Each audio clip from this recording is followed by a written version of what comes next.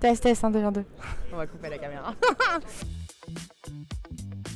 Bonjour Nicolas, ravi de faire ta connaissance, Maureen de Berti. Est-ce que tu peux nous parler un petit peu de toi, de ton studio Absolument, enchanté Maureen, moi c'est Nicolas, j'ai créé il y a quelques années le studio Breakpoint Games qui est situé en Auvergne-Rhône-Alpes et on fait des jeux qui parlent un peu de notre société, de notre monde, sur tout type de sujet. Du coup moi c'est Alan, j'ai monté le studio Sapar en Pod en Auvergne-Rhône-Alpes à Lyon et on commence à faire un petit jeu qui s'appelle Lighthouse et c'est un aventure puzzle.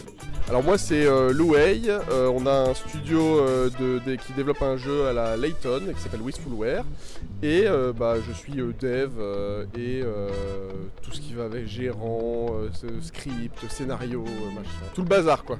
Donc moi je suis Alice, je travaille pour le studio The Game Bakers et en fait là-bas je suis responsable de tout ce qui est administratif, sujet financier et RH. Voilà.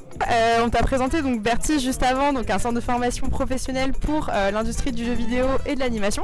Est-ce que tu peux nous dire un petit peu ce que tu penses de la formation professionnelle dans un premier temps? Je trouve ça plutôt intéressant et en plus de ça, ça permet d'avoir vraiment des expériences de personnes qui sont vraiment du milieu. Donc je trouve ça vraiment cool. C'est une initiative très intéressante parce que en tant que personne RH, quand je me posais la question de quelles formations peuvent être intéressantes pour les salariés ou pour moi-même, j'avais tendance à pas trop trouver de choses adaptées.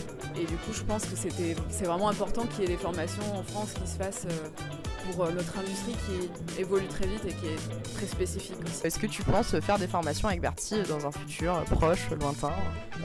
Pas de suite, on est en train de se structurer, mais dans l'avenir, oui, pour les salariés, c'est important qu'ils aient une formation en interne et puis de toute façon, pour les garder, en général, il vaut mieux faire des formations. Alors, dans le temps court, non. Déjà, je sais pas vraiment où j'ai des employés, on est en relancement de projet, mais à terme, oui, si, clairement. Pour moi, ça fait partie de l'objectif d'une entreprise, de former ses salariés et que ce soit pour les retenir, mais aussi simplement pour proposer des œuvres de meilleure qualité. Si j'ai un budget formation via mon entreprise, ouais, je pense que ça peut être intéressant, que ce soit sur le dev ou même sur la post-prod, la partie marketing, je pense que ça aussi, ça peut être des postes qui peuvent être super intéressants. Donc oui, je pense, ouais, pourquoi pas.